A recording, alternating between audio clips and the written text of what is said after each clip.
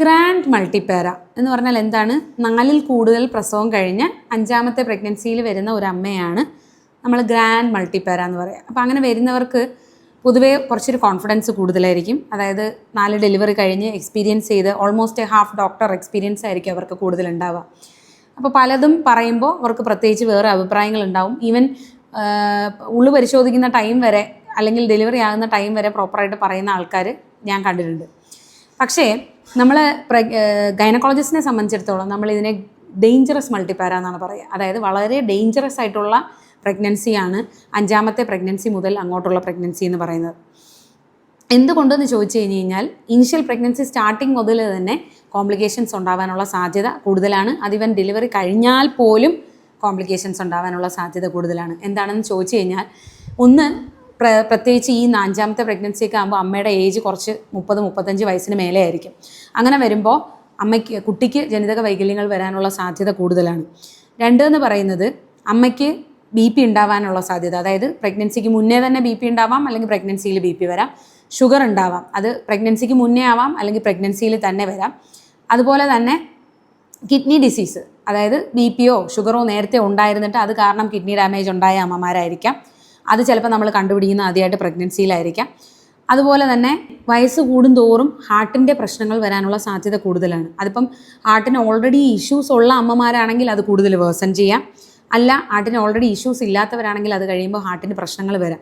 അതിൻ്റെ കൂടെ varicose vein വരാം. അതുപോലെ വലുതായിരിക്കുന്ന ഞരമ്പുകളിൽ, അതായത് കാലിലെ ഞരമ്പുകളിൽ രക്തം കെട്ടി DVT എന്ന കണ്ടീഷൻ വരാനുള്ള സാധ്യതയും പ്രഗ്നൻസിയിൽ കൂടുതലാണ്. ഇനി പ്രഗ്നൻസി റിലേറ്റഡ് ആയിട്ടുള്ള കോംപ്ലിക്കേഷൻസ് എന്തെന്ന് ചോദിച്ചു കഴിഞ്ഞാൽ, ഒന്ന് മൾട്ടിപ്പിൾ പ്രഗ്നൻസി, അതായത് 1ൽ കൂടുതൽ കുട്ടികൾ ഗർഭധാരണം ധരിക്കാനുള്ള സാധ്യതയുണ്ട്. 2 പ്ലാസൻ്റ പ്രിവിയ, അതായത് മറുപിള്ള താഴെ വന്ന് അറ്റാച്ച് ചെയ്ത് അത് കാരണം ഉണ്ടാകുന്ന പ്രശ്നങ്ങൾ ഉണ്ടാകാനുള്ള സാധ്യതയുണ്ട്. അബ്രപ്ഷ്യോ പ്ലാസൻ്റ, അതായത് കുട്ടി ഉള്ളിലിരിക്കെ തന്നെ മറു സെപ്പറേറ്റ് ചെയ്ത് പോകാനുള്ള സാധ്യതയുണ്ട്. നേരത്തെ വെള്ളം പൊട്ടിപ്പോകാനുള്ള സാധ്യതയുണ്ട്. നേരത്തെ പെയിൻ വരാനുള്ള സാധ്യതയുണ്ട്.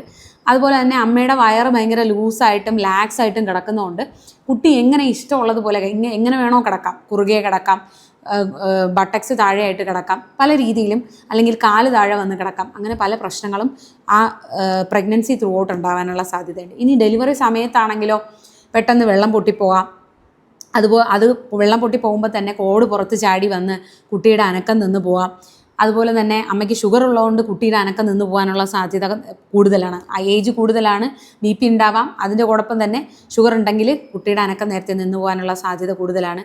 ഇനി ഡെലിവറി സമയത്ത് CPD, അതായത് എല്ലാവരും ചോദിക്കുന്ന കാര്യം, 4 പ്രസവം സുഖമായിട്ട് കഴിഞ്ഞ അമ്മയാണ്, എന്തുകൊണ്ട് 5ാമത്തെ പ്രസവം നടക്കുന്നില്ല എന്ന് പലരും ചോദിക്കും. പക്ഷേ അമ്മയ്ക്ക് ഏജ് റിലേറ്റഡ് ആയിട്ടുള്ള എല്ലുകളിൽ ഉണ്ടാകുന്ന വ്യത്യാസമുണ്ടാകാം. അതായത് ഓസ്റ്റിയോമലേഷിക് ചേഞ്ചസ്, അത് നട്ടലിലാവാം അല്ലെങ്കിൽ ഇടുപ്പലിലാവാം. അത് കാരണം ജോയിൻറ്റ് സ്റ്റിഫ്നെസ് വരാം. ജോയിൻറ്റുകൾ സ്റ്റിഫായാൽ ബേബി ചിലപ്പം ഇറങ്ങി വരുന്നില്ല എന്നിരിക്കാം. അപ്പോൾ അതൊരു മെയിൻ റീസണാണ്. അതല്ലാതെ ഒരുപാട് സമയം പെയിൻ എടുത്ത് കിടന്ന് പ്രൊലോങ്ഡ് ലേബറിൽ പോകാനുള്ള സാധ്യതയുണ്ട്. അങ്ങനെ വന്നാൽ തന്നെയും കുട്ടി താഴേക്ക് ഇറങ്ങി വരാതെ ഒബ്സ്ട്രക്റ്റഡ് ലേബറിലായിട്ട് യൂട്രസ് കണ്ടിന്യൂസ് ആയിട്ട് ചുരുങ്ങി യൂട്രസ് പൊട്ടിപ്പോവാൻ, അതായത് യൂട്രസ് റപ്ചർ ആവാനുള്ള സാധ്യതയുണ്ട്. അപ്പോൾ ത്രൂ ഔട്ട് പ്രഗ്നൻസി ഇപ്പോൾ മാൽ പ്രസൻറ്റേഷൻ, അതായത് കുട്ടി ഊരയായിട്ട് കിടക്കുകയാണ്, അതായത് ബട്ടക്സ് താഴെ വന്ന് കിടക്കുകയാണ്, കാല് മാത്രമായിട്ട് സ്ലിപ്പ് ചെയ്ത് താഴെ വന്ന് കിടക്കുകയാണ്, കുട്ടി കുറുകെ കിടക്കുകയാണ്, കുട്ടി ഇറങ്ങി വരാൻ പറ്റാത്ത അവസ്ഥയിൽ, ഇതൊക്കെ കൂടുതലായിട്ട് 4 പ്രസവം കഴിഞ്ഞ് കഴിഞ്ഞാൽ 5ാമത്തെ പ്രഗ്നൻസിയിൽ ഉണ്ടാകാനുള്ള സാധ്യതയുണ്ട്. ഇനി ഡെലിവറി ആയി എന്ന് തന്നെ വെച്ചോളൂ, ബുദ്ധിമുട്ട് ഡെലിവറി ആയാൽ തന്നെയും അമ്മയ്ക്ക് ബ്ലീഡിങ് കൂടുതലുണ്ടാകാം. പ്ലാസൻ്റ പുറത്തേക്ക് തന്നെ വരാതിരിക്കാം. അപ്പോൾ നമുക്ക് ഉള്ളിൽ അനസ്തേഷ്യയൊക്കെ കൊടുത്ത് ഉള്ളിൽ നിന്ന് പ്ലാസൻ്റ പുറത്തേക്ക് എടുക്കേണ്ട അവസ്ഥ വരാം. അതുപോലെ തന്നെ യൂട്രസ് പ്ലാസൻ്റ എടുക്കുമ്പോൾ യൂട്രസ് തള്ളി പുറത്തേക്ക് വരുന്നൊരവസ്ഥയുണ്ട്, യൂട്രൈൻ ഇൻവേർഷൻ എന്ന് പറഞ്ഞൊരവസ്ഥ.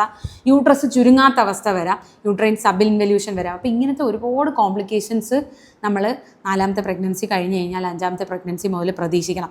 പലരും ചോദിക്കുന്ന ചോദ്യം എന്ന് പറയുന്നത്, ഇത്രയും നാൾ കുഴപ്പമൊന്നുമില്ലായിരുന്നു, എന്തുകൊണ്ട് ഈ 5ാമത്തെ പ്രഗ്നൻസിയിൽ അവൾക്ക് ഓപ്പറേഷനായി, അല്ലെങ്കിൽ കുട്ടി എന്തുകൊണ്ട് ഇറങ്ങി വരുന്നില്ല, എന്തുകൊണ്ട് നിങ്ങൾ കൂടുതൽ മരുന്ന് കൊടുത്ത് കൂടുതൽ ട്രൈ ചെയ്യുന്നില്ല?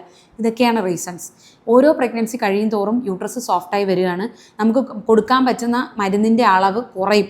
കാരണം അത് നമ്മൾ ആദ്യത്തെ പ്രഗ്നൻസിയിലെ പോലെ തന്നെ വേദന കൂട്ടാനുള്ള മരുന്ന് കൊടുത്തു കഴിഞ്ഞാൽ യൂട്രസ് പൊട്ടിപ്പോകാനുള്ള അല്ലെങ്കിൽ യൂട്രസ് റപ്ചർ ആവാനുള്ള സാധ്യത കൂടുതലാണ്. അതുകൊണ്ടാണ് നമ്മൾ 5ാമത്തെ പ്രഗ്നൻസിയെ ഡേഞ്ചറസ് മൾട്ടിപ്പാര എന്ന് പറയുന്നത്.